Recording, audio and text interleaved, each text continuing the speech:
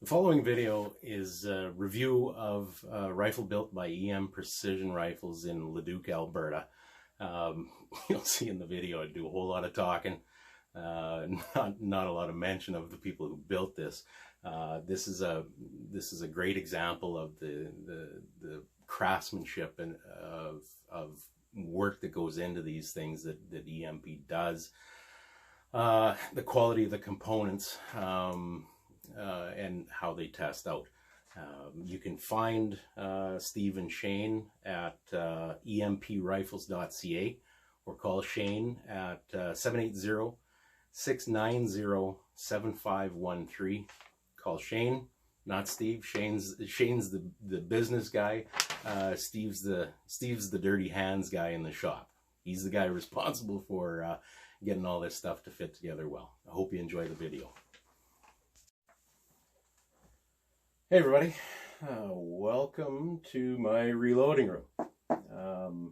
I'm in the man cave today to talk to you about EM Precision Rifles' newest 6XC build. Steve and Shane sent this to me a while ago to test and review, and that's what I'm going to do for you today. At the heart of this build is the Curtis Custom Actions. Shane and Steve at EM Precision are the exclusive Canadian dealers for Curtis Custom. This action is the Curtis Vector. It's a 3-lug design. It's really quick to cycle. It has integrated 20-minute rail on it and recoil lug machine right in. Nice thing about the integrated rail is that you don't have any screws to worry about coming loose or anything like that. The nice thing about the integrated recoil lug is that it's always in the same place. There's no worry about misalignment, or no risk, I guess, of misalignment when you go to rebarrel or anything like that. It's coated. They call it a DLC coating, which stands for diamond-like coating. It's a very hard coating, and it's great for wear resistance, and it's a little bit troublesome, I found, at least initially until you achieve wear in. It was kind of chattery when I was cycling that bolt. There's pretty tight tolerances on this action. There's not a lot of slot between the bolt body and the action. So those hard surfaces trying to slide past each other sort of disagree for the first while until things are worn in. So what I ended up doing with it was putting some synthetic grease on the bolt body, which is something I don't generally like to do, especially in the summer, because it collects dust like crazy, and I guess that maybe it'd help you wear in the bolt a little faster, but not desirable. 40 to 60 rounds, I think. Well, I tried to run it for the first dozen rounds or something, and that binding and chatter really got to me, so I greased it up a little. By about 60 rounds, it was nicely worn in, or at least made it up where the two surfaces were playing nice with each other. Took the grease off. Just didn't want any more dust in the action than absolutely necessary. And it's been good since. I guess I put a total of 70 rounds, I think it was, through this thing through load development and testing. Where was I? Quick change feature. We were talking about the recoil lug and misalignment with an action like a 700 Remington, where you have the loose recoil lug and you have to use a jig to align that lug when you're rebarreling. This one, there's no worry about that. And the quick change feature for this action, there's a set screw on each side of the action that you just loosen off, and you can spin that barrel out. There's no action wrench needed, and no special vise for it, or a barrel vise. you might want to use a barrel vise, or at least just a normal vise with padded jaws or something like that, because to do it right, it should be torqued a little bit, but it's not completely necessary to have a whole bunch of torque like you would have on a conventional action, like any conventional action without the set screws to hold it in there. Attached, I guess, to this action. Oh, I guess one thing I wanted to get to first, I suppose, is the bolt stop. This is something I really liked on this action. A lot of these actions that have the side bolt stop, I don't know if you can see it right there, but it's vertically oriented.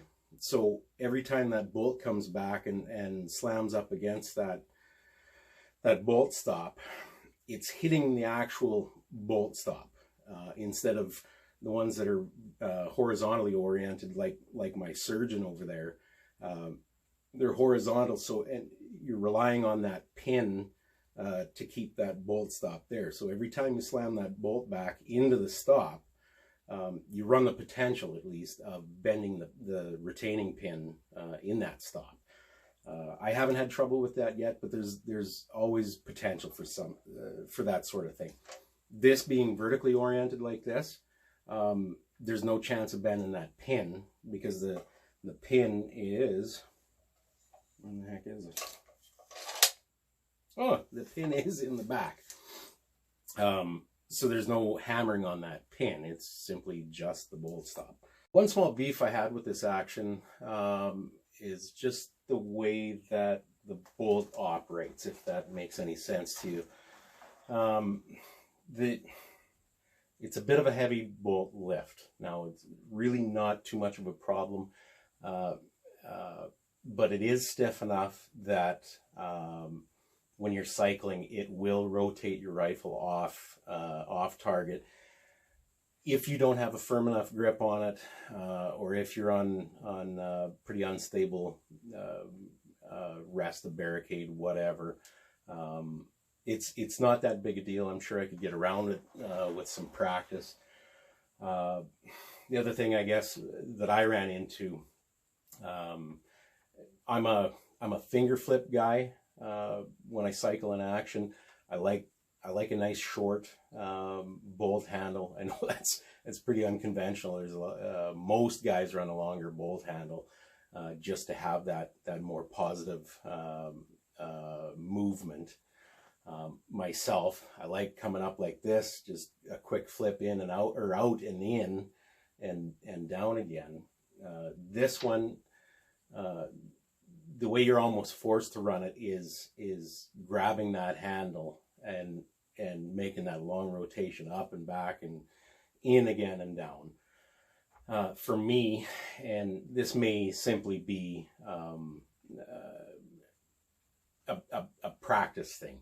I could probably change the way I do things just to accommodate this action. It's not a big deal. It's just a small beef with me.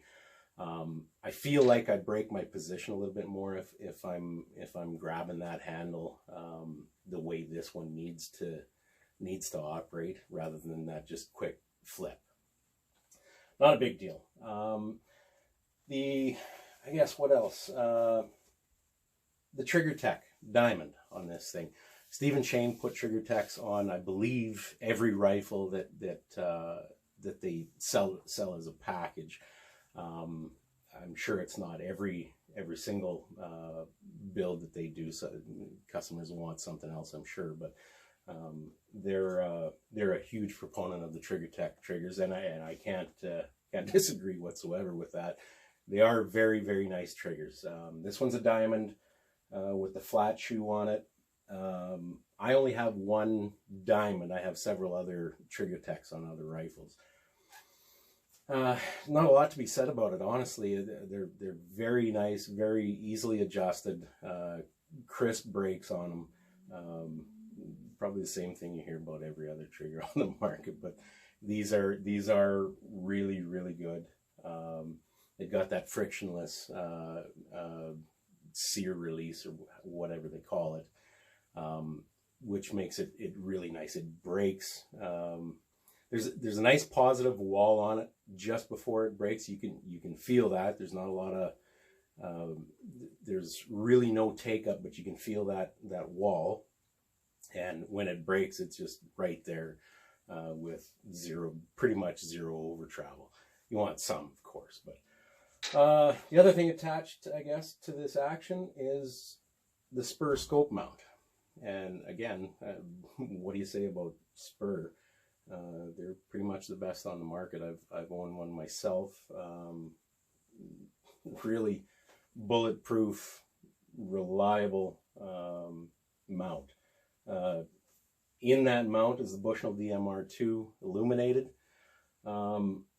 Great scope for the money. It's not a, you know, some of the gear snobs might say, well, it's not a Schmidt or it's not a Night Force or whatever, and it doesn't carry that price either. I have two older models, a first generation DMR, as well as the ERS, which is the generation before this. I'm quite happy with them. They'll do everything that the higher end scopes will do. It might not cut through Mirage and that quite as well as the better glass, but again, like I said, for the money, it's pretty damn good. Jumping now, I suppose, to the chassis. The MPA chassis, the BA competition is what this one is. Blue, obviously. I call it the blueberry. I don't know whether Shane likes that or not, but too bad. Really nice, ergonomically, really nice chassis. You can see here there's full cheek rest adjustment as well as length of pull. You got a nice little bubble level right here, which really helps, especially with those longer shots here. You get that rifle canted off one way or the other, and it will cause a miss if you're canted off far enough at a significant distance. What was interesting when I was shooting this rifle, I've shot my buddy Jens's MPA chassis before, and hadn't spent a lot of time with it. But this one, I obviously spent a fair bit of time with it. I'm how do I say it? Kind of a traditional pistol grip shooter, where I put my thumb around it, grab it like you mean it, sort of thing. This one here, I was really surprised at myself that this thumb shelf on this side, and you'll see in the video that I posted on our website how I'm shooting. I'm really skeptical of that. I've always been that you grab that goddamn rifle like you mean it and you hold it. This here, you know, the thumb on the side seems like a weak hold. This one, the way it's designed, is actually more comfortable with that thumb on the outside rather than wrapped around, and it was very controllable. I don't know whether it's the grip, the design of the grip, or just the whole thing. Fit really well. I'm somewhat a believer. I'm still a little bit skeptical. I guess I'm just an old guy. I like holding a rifle like they were meant to be held. Maybe this is changing things. I don't know. We'll see. Maybe I'll have to shoot Jens's MPA a little bit more. The mag release, really good. I did have a little bit of trouble. It's tight in that well, and I think same as the bolt on this thing, it took a little bit of took a few cycles to get it sort of worn in. And I don't know whether it's the anodizing on this that makes it a bit grabby or just what, but it's good now. Another feature of this rifle is the ARCA rail that's machined right in here. All sorts of accessories that you can put on with the ARCA stuff. At the front of it, we've got the Atlas Bipod. Now, the Bipod itself, I always have. The Area 419 mount that it has on it. It's got this ball mount, and for me, in recent years, I've switched to for lack of a better way to put it, I suppose, a free recoil style shooting, or of shooting, because I found that when you're shooting off a hard objects like concrete or like a truck hood or something like that, steel barricades, things like that, you can't necessarily get that push to load on a bipod. This mount basically requires you to load it up. So I had a little bit of difficulty that way. Not much, because I shot off the ground through the entire testing regime that I went through. I did a little bit of barricade work, but not a great deal. But I mean, that's with the rifle perched on the barricade here, essentially. So the bipod really didn't come into play there. The spike feet on this bipod, great idea for softer surfaces, even wood. Ground, again, is great. But here again, if you're shooting off of concrete or hopefully not anybody's truck hood, at least not a hood that they care about, it'll dig in, I suppose, if you push on it hard enough. Smooth concrete and that, I don't like it. Then it forces you to go with a free recoil style of shooting.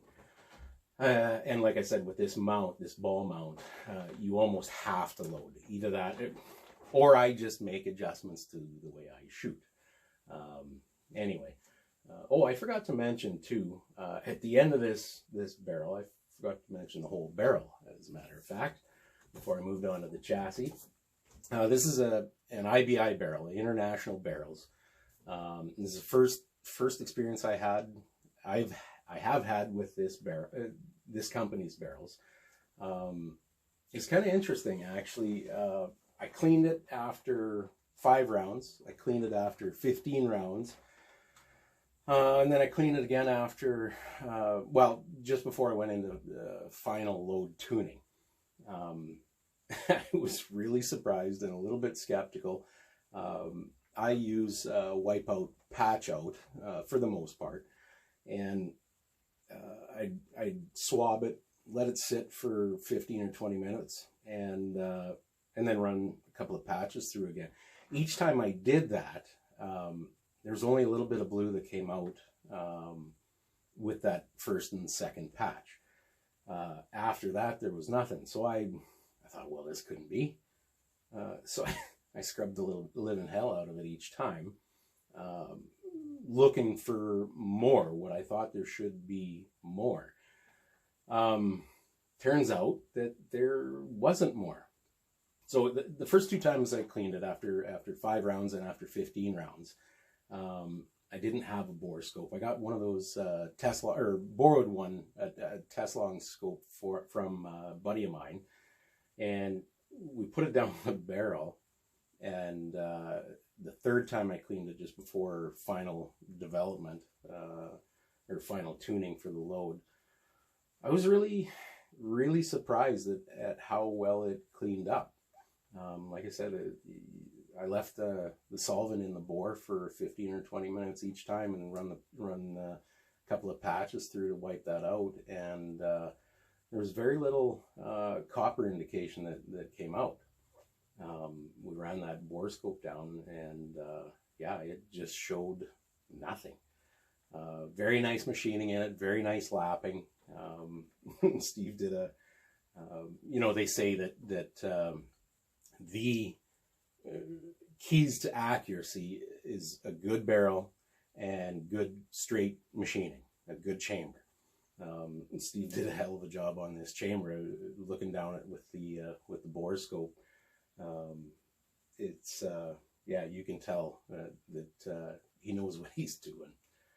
At the end of the barrel is an inside arms heathen muzzle brake. Shane says there are competitors as far as muzzle brakes go, but who gives a shit? They're good brakes, so we put one on. It's hard to argue with that. Really, I guess that's about it. I probably missed something. Load development. Speaking of the barrel, I suppose. Load development was a bit challenging.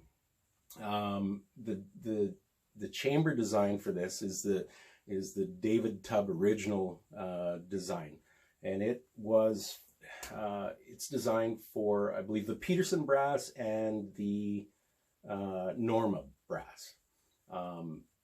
Now Peterson is what's being used in this rifle. There's a 6XC2 reamer design, and it's the heck is it? It's a little bit smaller at the head, and what is it, at the neck area? I think a little bit smaller in a couple of areas to accommodate for alpha brass. Alpha brass apparently is a little bit smaller. I don't know myself, but this is what Shane was telling me. So if you use the alpha brass, I think in the original Tubb design chamber, it would expand too much at the head. So just if you're building a 6XC, just watch out, or keep in mind those things. It's a little bit, I guess, unfortunate that there are two different or multiple different chamber designs for any one particular rifle. I mean, God, you look at 308 and how many different chamber designs there are for that. It's ridiculous. But anyway, so what we used in this rifle is Reloader 16 and the 110 grain Sierra Match King. Now, the reason why this chamber was designed, or the throat at least, was designed for the 115 grain D-Tacs. But they're hard to get at the best of times, from what I understand. I don't know. I haven't shot a 6mm for quite a long time, but this is what Shane tells me. I've heard this from other guys too. Shane elected to go with the 110 Match Kings. Their sponsored shooter has had really good luck with them. I believe he's shooting a 6 Creedmoor. So Shane decided to try him in this. They're far easier to get than the D-Tacs. So the 110 grain Match Kings are what I call them a modernized design. It has they use a secant ogive, I believe, more like a VLD. So the nose profile is different from the traditional Sierra Match Kings. The traditional Sierra Match Kings would shoot at almost any length, jump or jam. This one here, being long-throated for the 115s, to touch the lands in this chamber with those 110 Match Kings, the bullet needed to be seated out so far that there was only about 60% of the bullet shank grabbed by the neck. To me, I don't like this, especially in a rifle that this is going to be used for PRS and stuff like that. You drop ammunition or kick it around or drop a mag or something like that, and there's a good chance, if you don't have enough hold on that bullet, that you're gonna kick a bullet out off axis, whatever you want to say, induce run out in it. So the first thing I did with load development was search for a suitable seating depth that it liked with full neck engagement, or as close to it as I could get. What I ended up with was a 90 thou jump. It really liked that, and a 45 thou jump. But 45 thou jump, it's not much. There's 45 thou difference there between 45 and 90, right? But it's still less bullet in the neck when you're seated further out. So I elected to stay with the 90 thou jump, and then I did powder charge development from there. Ended up at exactly 2.800 overall length for a seating depth, which gave me that 90 thou jump. And a charge of 39.3 grains, I believe it was, of reloader 16. Shoots really well, and I decided to leave it at that. Shane can mess around with it a little bit more to refine seating depth, maybe, if he wants to do it after that. But where is it? I got a target around here somewhere. Not that one, not that one.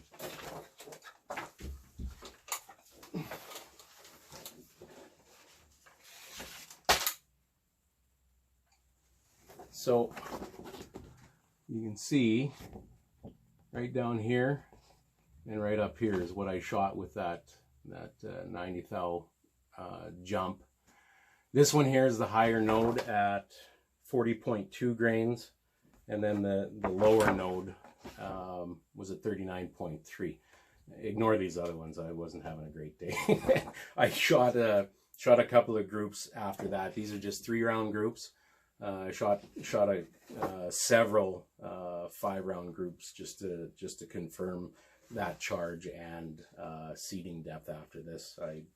And of course I don't know where that target is right now. Too bad. Anyway, I think that's it. If you guys have any questions, let us know. Write to us at firstfocalplane.ca. You can shoot an email to rooster@ffpp.ca, or comment on our next podcast. June 20th, 9:30 Saskatchewan time, PM. We're going to have Shane Getson on to talk about what's going on in Alberta for this whole firearms ban debacle garbage. Shane has passed motion through the legislature there, and he's part of the Firearms Advisory Committee in Alberta now. So it should be a good one to watch. And if you don't catch it live on YouTube and Facebook, you can always go to our website at ffpp.ca and look through the list of podcasts. Later.